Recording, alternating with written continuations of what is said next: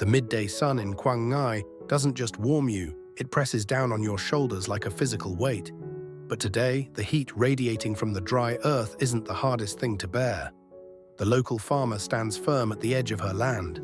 Her arms are crossed tight against her faded shirt, her face set in a hard defensive line. She tilts her chin up, pointing a calloused, soil-stained finger toward the endless rows of pomelo trees. The branches are bowing toward the ground, heavy with massive green fruit. It is a beautiful harvest. It is wealth hanging right in front of us. "They are fighting over my harvest," she says, her voice sharp, cutting right through the humid, still air. "Prices this year are higher than ever. The merchants from the city are already circling. If your company doesn't put down 50% in cash, right now, today, I'm selling to someone else." 50%, cash, today. Alex stands completely still. Beside him, Lan, his assistant, freezes in place, her knuckles turning white as she grips her clipboard. Just down the dirt path, the dust from a competitor's truck still hangs thick in the air, a silent, circling threat. They had just managed to scrape together a high-interest cash loan this morning, pulling every string they had. But it isn't nearly enough to fill the massive financial crater this ultimatum just opened. Welcome back to our quiet corner of the world. If you share this journey with us, you know Alex and Tu Na have been working day and night to build a safe, stable foundation for their little boy, Henry. But agriculture isn't just about planting seeds and waiting for the rain. It is a relentless, unforgiving current that can sweep your family away the moment you lose your footing. This wasn't just a negotiation over fruit. This was a breaking point. One severed link in this supply chain doesn't just mean a delayed shipment. It means the collapse of everything Alex and Tu Na have sacrificed to build. The wooden house, the bamboo gate, the quiet mornings, all of it is suddenly standing on the very edge of a cliff. Alex slowly turns away from the farmer's piercing, expectant gaze. He runs a heavy hand over the back of his neck. His work shirt is already soaked through, the fabric clinging uncomfortably to his skin. He needs a minute. He needs to breathe. He walks a few paces deeper into the quiet rows of the orchard. The air here is incredibly thick, filled with the sweet, sharp scent of crushed citrus leaves and baked clay. Above him, the relentless, deafening buzz of summer cicadas fills the silence, amplifying the frantic, anxious rhythm of his own heartbeat. He stares down at his dusty boots, doing the desperate mental math over and over again. But every calculation ends in a dead end. There simply isn't enough money in the bag. A few yards away, stepping into the mottled, uneven shade of a large, ancient jackfruit tree, Lan is already on her phone. She keeps her voice hushed, her shoulders hunched defensively as she shields the cracked screen of her phone from the sun's glare. She is calling everyone she knows, old friends, distant relatives, desperately trying to pull in personal favors to save the company's contract. Just days ago, amidst the chaotic accounting, Alex had caught himself doubting her, wondering if she had been skimming funds. Now, watching her frantic, whispered pleas on their behalf, that misplaced suspicion tastes like bitter ash in his mouth. Alex closes his eyes against the glaring sun, and the orchard fades away. In his mind, he sees the front porch of their home. He can almost hear the soft, rhythmic scrape of Tu Na's broom sweeping the yard. He pictures her tired but gentle hands setting down a warm bowl of morning porridge for Henry. He sees Henry's tiny, worn blue sandals resting unevenly on the wooden steps. That house isn't just wood and tile, it is their sanctuary. It is the only safe place in the world for his wife and son. But standing directly behind that peaceful image is Thoa. Thoa holds the deed to their home, the ultimate terrifying collateral for this business venture. If this fruit doesn't make it to the packing house, the buyer's contract is breached. If the contract is breached, the debt collapses on them instantly. Thoa takes the house, and Tu Na's safe porch is gone. This is the silent, crushing weight of being a provider. You leave the house in the early dawn with a reassuring smile, you kiss your wife's forehead, and you step out to face the fire entirely alone, just so they don't have to smell the smoke. But right now, standing in the suffocating dust of this orchard, the fire is getting too close. The safety net has burned away.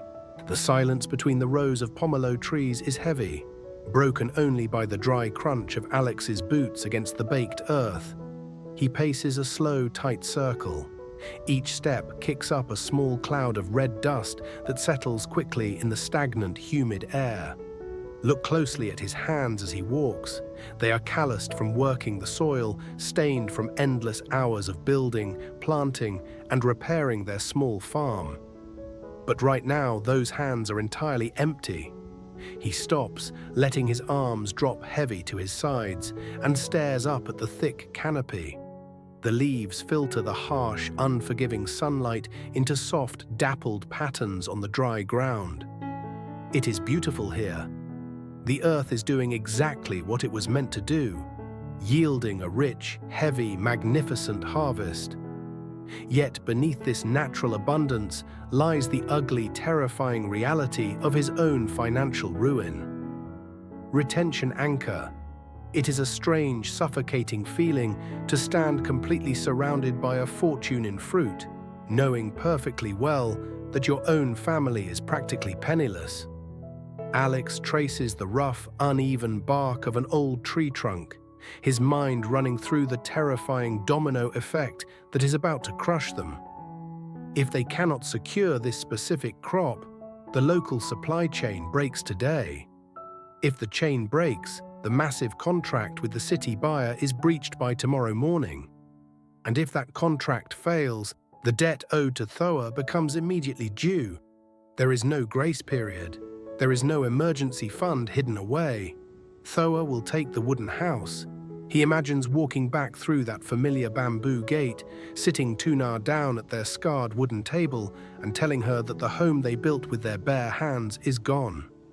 He imagines her gentle, tired hands trembling as they pack Henry's small wooden toys into cardboard boxes. The mere thought makes his chest tighten so fiercely he can barely draw a breath. A true provider cannot retreat when cornered. The hardest lesson of building a better life is that you must face the fire head-on, even when your pockets are empty and your spirit is exhausted. You don't get to give up. He takes one long, slow breath, letting the hot, dusty air fill his lungs. He turns around. He is walking back to the edge of the field. Alex steps out from the shadows of the orchard, his jaw set, his eyes steady. He doesn't look like a man on the brink of losing everything. He has swallowed his pride and buried his panic deep down in his chest, where no one can see it. He gently gestures for the farmer to step away from the glaring heat of the open dirt road, moving her toward the quiet corner near an old, rusted water pump. He doesn't beg. He doesn't explain how hard Tuna works from dawn until dusk, or how much Henry's future means to him. In the brutal, practical reality of agricultural business, the supplier doesn't care about your pain. They only care about their own financial risk. Alex begins, his voice surprisingly calm, grounding the chaotic, anxious energy of the afternoon. I understand your position perfectly. The competitors are offering cash right now. But let's look at the actual math. He looks her directly in the eye, playing a desperate, high-stakes game of reverse psychology. I cannot give you 50% today, he says flatly, offering no apologies, showing no weakness. I will give you a 40% deposit. Right now. But in exchange for holding this entire crop for us, I will guarantee a final purchase price that is exactly 5% higher than the current market average. The farmer narrows her eyes, her calloused thumb rubbing thoughtfully against her index finger. She is calculating 5% on a harvest. This large is a significant amount of money, enough to upgrade her own farming equipment, enough to feed her extended family through the harsh, rainy season. Retention anchor, but Alex isn't finished. He knows he has to offer her an absolute guarantee, a safety net of her own, even if it means hanging himself out to dry. If my company doesn't return with the remaining balance in exactly 48 hours, Alex continues, his voice lowering, turning the business proposition into an ironclad vow. You keep the 40% deposit, and you are free to sell the orchard to the city merchants. I will personally tear up our contract. You double your profit, and I take all the loss. The silence stretches out, thick and heavy under the sun. The farmer studies Alex's face, searching for a bluff, looking for any sign of hesitation. She finds none. She sees only the desperate, hardened resolve of a father who refuses to lose his home. Slowly, the tight defensive line of her shoulders relaxes. She extends a rough, soil-stained hand. They shake on it. That firm, dusty grip seals a dangerous, ticking 48-hour clock. The walk back to the dusty pickup truck feels much longer than the walk away from it. The sharp spike of adrenaline is finally fading, leaving behind a deep, heavy exhaustion that settles into Alex's bones. As he rounds the tailgate, seeking a moment of shade, he suddenly stops. Lan is standing near the passenger door, still clutching her cracked smartphone. She is so absorbed in her hushed conversation, she doesn't hear his boots crunching in the dirt. "Please, Auntie, just think about it," Lan is whispering rapidly, her voice tight with genuine desperation. "It's only a short-term loan. I promise I will pay you back using my own salary next month. The company just needs a bridge for the next 2 days, or we lose everything." Alex stands completely frozen. Just a few days ago, when the company ledgers first started showing dangerous gaps, a dark, poisonous thought had crept into his mind. He had looked at Lan's nervous energy and briefly wondered if she was quietly skimming money to cover her own debts. It is the ugliest side of financial terror.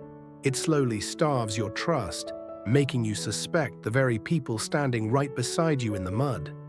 Hearing her now, literally begging her own relatives to save his family's farm, the guilt hits Alex harder than the relentless midday sun.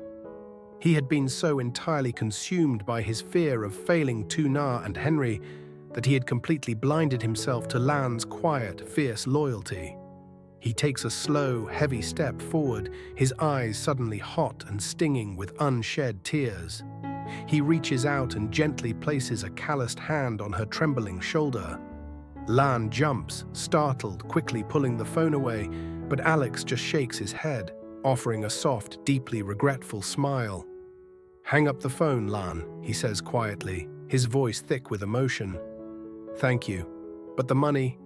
Just leave the money to me." The drive back to their village is wrapped in an exhausted, comforting silence. The harsh, unforgiving glare of the afternoon sun slowly softens into a rich, golden haze, painting the passing fields in warm strokes of light. Suddenly, Lan's phone chimes sharply in the quiet cab. She looks down, her tired eyes widening in disbelief. She reads the text message aloud. Word travels fast in rural farming communities. 2 more farming households heard about the 40% deal and agreed to the exact same terms. The dominoes have finally stopped falling. When Alex finally parks the truck and pushes open the familiar bamboo gate, the remaining tension completely drains from his tired shoulders. He sees the soft, warm glow of the kitchen light spilling onto their wooden porch. Tu Na is there, humming softly as she sets down a plate of fresh vegetables, while little Henry carefully stacks his wooden blocks on the clean, cool floor. This right here is what the entire fight is for. The suffocating panic in the orchard, the desperate negotiations, the deeply swallowed pride, all of it forms the invisible shield Alex builds to keep the harsh world away from this beautiful, fragile piece. Today, that shield held strong. A lasting, happy life isn't built by somehow avoiding the fire. It is built by knowing exactly who you are protecting when the flames finally rise. And while the crushing weight of the debt owed to Thoa still lingers silently in the shadows of tomorrow, tonight, their little wooden house is completely safe. True providing isn't just bringing home the harvest. It's making sure when you step through that bamboo gate, you leave the war outside, and bring only peace in with you? Have you ever had to make a desperate negotiation when you felt completely cornered? Share your story in the comments below. We read every single one. If this moment of finding trust and loyalty in hard times meant something to you, please leave a comment and let us know.